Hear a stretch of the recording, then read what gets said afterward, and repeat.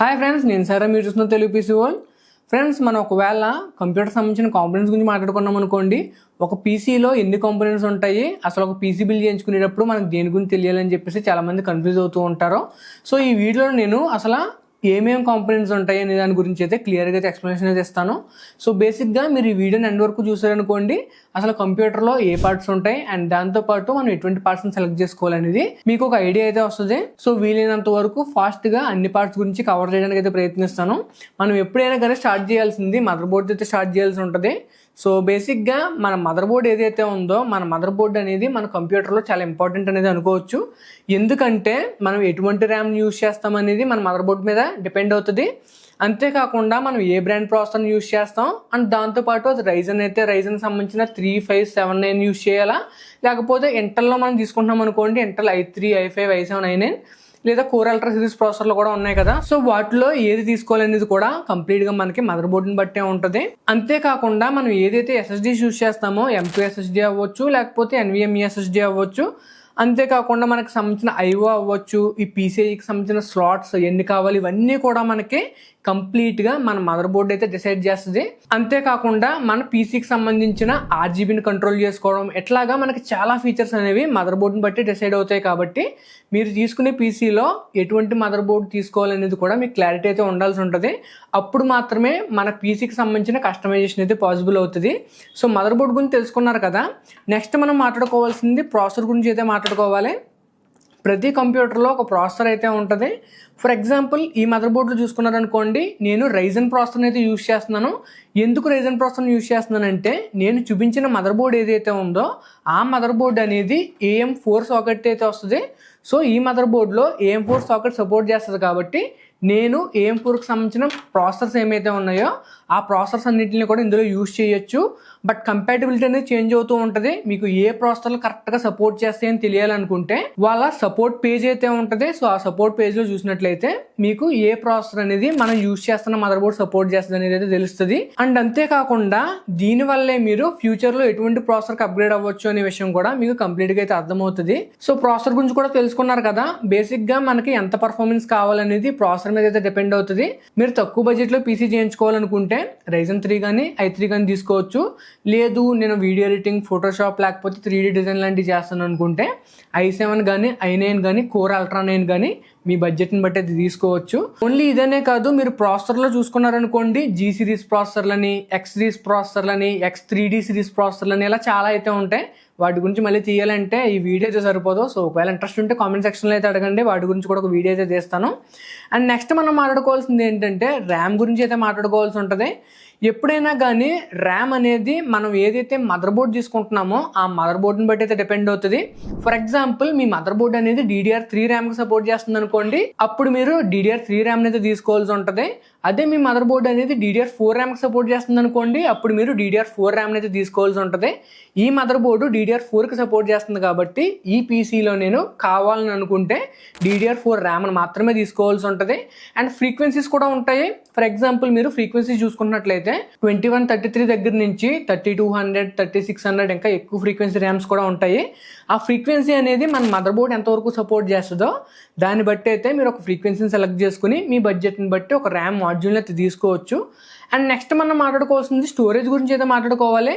బేసిక్గా స్టోరేజ్ అనేది ఎప్పుడు కూడా మీకు 2 విధాలుగా అయితే కనెక్ట్ చేయొచ్చు.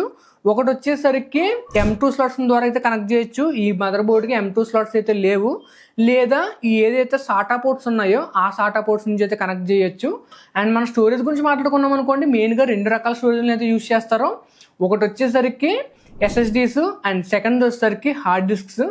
ఎప్పుడైనా కూడా మీరు హార్డ్ డిస్క్లను చూసుకున్నారనుకోండి, హార్డ్ డిస్క్స్ అనేవి కొంతవరకు స్లోగా ఉంటాయి. దానికి కారణం ఏంటంటే హార్డ్ డిస్క్ అనేది మెకానికల్ డిస్క్ అనేది అనుకోవచ్చు. కాబట్టి ఆ స్పిన్లు అనేది మూవ్ అవుతూ డేటాని, ఇన్ఫర్మేషన్ని తీసుకోవాలి. కాబట్టి అవి కొంతవరకు స్లోగా అయితే ఉంటాయి. అదే SSDని చూసుకున్నారనుకోండి, SSDలో మనకి ఎటువంటి మూవింగ్ పార్ట్స్ అయితే ఉండదు. సో దానివల్ల మీకు SSDs అనేవి హార్డ్ డిస్క్లతో కంపేర్ చేసుకున్నట్లయితే ఇంకా చాలా ఫాస్ట్గా అయితే పర్ఫామ్ చేస్తాయి. ఇవి రెండు కాకుండా మీకు M2 స్టోరేజ్ కూడా ఉంటుంది. ఒకవేళ మీ మదర్ బోర్డ్ కనుక M2కి సంబంధించిన స్టోరేజ్ని సపోర్ట్ చేసినట్లయితే M2లో మీరు M2 SATAని యూజ్ చేసుకోవచ్చు. లేకపోతే M2లో మీరు M2కి సంబంధించిన NVMe స్టోరేజ్ని కూడా యూజ్ చేసుకోవచ్చు. M2 SATA అనేది మీకు స్పీడ్స్ అనేవి తక్కువ ఉంటాయి. అలా కాకుండా మీరు M2 NVMe తీసుకున్నట్లయితే స్పీడ్స్ అనేవి బాగా ఎక్కువైతే ఉంటాయి. సో స్టోరేజ్ గురించి మీకు అర్థమైందని అయితే అనుకుంటున్నాను. అండ్ నెక్స్ట్ మనం మాట్లాడుకోవాల్సింది SMPS గురించి అయితే మాట్లాడుకోవాల్సి ఉంటుంది. సో SMPS గురించి చూసుకున్నారనుకోండి, బేసిక్గా SMPS అంటే మీ కంప్యూటర్ ఏదైతే ఉందో మీ కంప్యూటర్ మొత్తానికి కూడా పవర్ని అయితే ఇది ఇస్తుంది. సో చాలామంది ఏంటంటే SMPSలో కొంతవరకు కాంప్రమైజ్ అయితే చేస్తూ ఉంటారు. నేను ఎప్పుడు కూడా SMPSలో కాంప్రమైజ్ చేయొద్దు అనేది చెప్తాను. మీరు ఒక మంచి బ్రాండ్ నుంచి SMPS కొనుక్కున్నట్లయితే మీ కంప్యూటర్కి అందే పవర్ ఏదైతే ఉంటుందో ఆ పవర్ మొత్తం కూడా చాలా స్టేబుల్గా అయితే ఉంటుంది. సో ఇది చూసుకున్నారనుకోండి, ఇది one of the reputed brand అని అయితే అనుకోవచ్చు. ఇది వచ్చేసరికి కార్సైర్ బ్రాండ్ అనేది అనుకోవచ్చు. ఇది వచ్చేసరికి 80+ బ్రాంజ్ రేటెడ్ 450 వాట్ SMPS. మీకు కావాలనుకుంటే మీ యొక్క అవసరాన్ని బట్టి 550 వాట్ కానీ 650 వాట్ కానీ 750 వాట్ కానీ అలాగ మనకి అప్ టు 1200 1800 2000 వాట్స్ వరకు కూడా SMPSలు అయితే ఉంటూ ఉంటాయి. బట్ ఎక్కువ శాతం మన కన్జ్యూమర్ మార్కెట్లో చూసుకున్నట్లయితే 1200 వాట్స్కి మించి పెద్దగా ఎవరో కూడా పర్చేజ్ చేయరు. ఒకవేళ మీరు ఫ్లాగ్షిప్ లెవెల్లో చూసుకున్నట్లయితే మాత్రమే 1200 వాట్ ప్లాటినం సిరీస్ పవర్ సప్లైలు అయితే ఉంటాయి.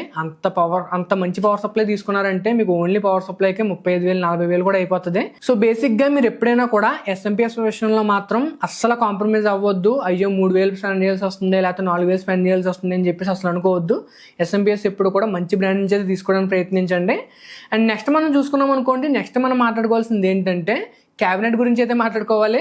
సో బేసిక్గా క్యాబినెట్ ఇప్పుడు చూపించడం కుదరదు కాబట్టి నేను క్యాబినెట్ని అయితే చూపించట్లేదు, బట్ ఫోటో యాడ్ చేస్తాను చూడండి. ఒక పీసీకి సంబంధించి క్యాబినెట్ తీసుకుంటున్నప్పుడు మీరు ఒకటైతే మెయిన్గా గమనించుకోవాల్సి ఉంటుంది. అదేంటంటే మీ మదర్ బోర్డ్ యొక్క సైజ్ ఏదైతే ఉందో మీ మదర్ బోర్డ్ సైజుకి సంబంధించిన క్యాబినెట్ని మాత్రమే తీసుకోవాల్సి ఉంటుంది. ఫర్ ఎగ్జాంపుల్ మీరు ATX మదర్ బోర్డ్ తీసుకున్నట్లయితే మీ క్యాబినెట్ కూడా ATX మదర్ బోర్డ్కి అయితే సపోర్ట్ చేయాల్సి ఉంటుంది. అలా కాకుండా మీరు M80X మదర్ బోర్డ్ తీసుకుంటున్నారనుకోండి, అప్పుడు మీరు M80X క్యాబినెట్ తీసుకున్నా పర్వాలేదు, M80X కన్నా పెద్ద క్యాబినెట్ లైక్ ATX క్యాబినెట్ తీసుకున్నా మీకు ప్రాబ్లం అయితే ఉండదు.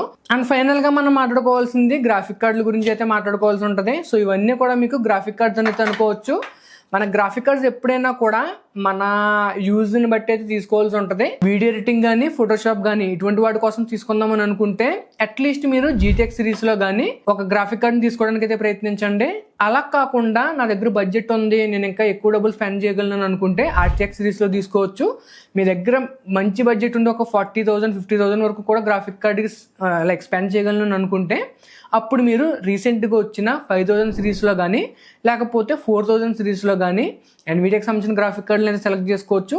లేకపోతే మీకు AMDలో కూడా RX సిరీస్లో మంచి గ్రాఫిక్ కార్డ్స్ అయితే ఉంటూ ఉంటాయి. సో వాటినైనా కూడా మీరు సెలెక్ట్ చేసుకోవచ్చు.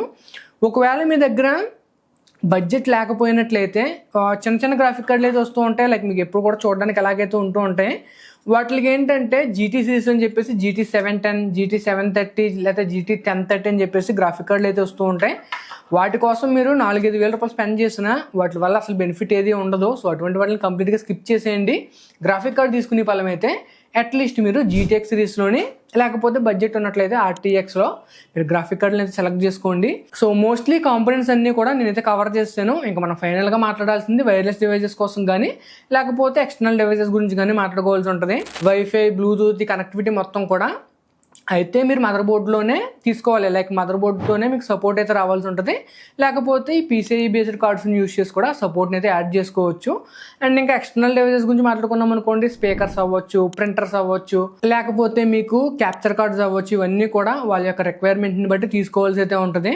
ఒకవేళ మీరు మల్టిపుల్ PCIe కార్డ్స్ని కనుక కనెక్ట్ చేస్తున్నారు అనుకోండి, లైక్ గ్రాఫిక్ కార్డ్ కోసం ఒక PCI స్లాట్ యూస్ చేస్తూ, వైఫై కార్డ్ కోసం ఇంకొక PCI స్లాట్ని యూస్ చేస్తూ, క్యాప్చర్ కార్డ్ కోసం ఇంకొక PCI స్లాట్ని యూస్ చేద్దాం అనుకుంటున్నారు అనుకోండి, అటువంటి టైంలో మీరు మొత్తం 3 కార్డ్స్ని కనెక్ట్ చేస్తున్నారు కాబట్టి ఈ 3 కార్డ్స్ సపోర్ట్ చేసేలాగా మీ మదర్ బోర్డ్ అయితే ఉండాల్సి ఉంటుంది. సో అది కూడా మీరు గమనించుకుని దాన్ని బట్టి మీరు ఒక మదర్ బోర్డ్ని అయితే సెలెక్ట్ చేసుకోవాల్సి ఉంటుంది. ఫర్ ఎగ్జాంపుల్ మీరు నాకు ఒక పలానా బడ్జెట్లో ఒక PC కావాలని అనుకున్నప్పుడు ఆ బడ్జెట్కి సంబంధించి మీకు ఏ పార్ట్స్ అవసరం, మీకు కావాల్సిన ఫీచర్స్ అన్నీ కూడా ఆ PCలో ఉన్నాయా లేదనేది కంప్లీట్గా గమనించుకుని ఒక PCని అయితే తీసుకోవాల్సి ఉంటుంది. కంప్లీట్గా నేను అసలు కాంపోనెంట్స్ ఏంటి, అవి ఒకదానికి ఇంకొక దానికి ఎలాగ డిపెండ్ అవుతాయి అనేది ఎక్స్ప్లెనేషన్ అయితే ఇచ్చాను. ఒకవేళ మీకు ఇంట్రెస్ట్ ఉంటే కింద కామెంట్ సెక్షన్లో చెప్పండి. AMDకి సంబంధించి ఎటువంటి మదర్ బోర్డ్స్ తీసుకోవాలి, ఎటువంటి ప్రాసెసర్ సపోర్ట్ చేస్తుంది, ఎటువంటి ర్యామ్ని తీసుకోవాలి, ఇవన్నీ కూడా వీడియోస్ అయితే చేస్తాను. అలాగే ఇంటర్ల గురించి కూడా మీరు తెలుసుకోవాలనుకుంటే కామెంట్ సెక్షన్లో అయితే అడగండి, అవి కూడా వీడియోస్ చేస్తాను. సో నన్ను అయితే సపోర్ట్ చేయండి. నెక్స్ట్ టైం మరొక వీడియోతో కలుద్దాం.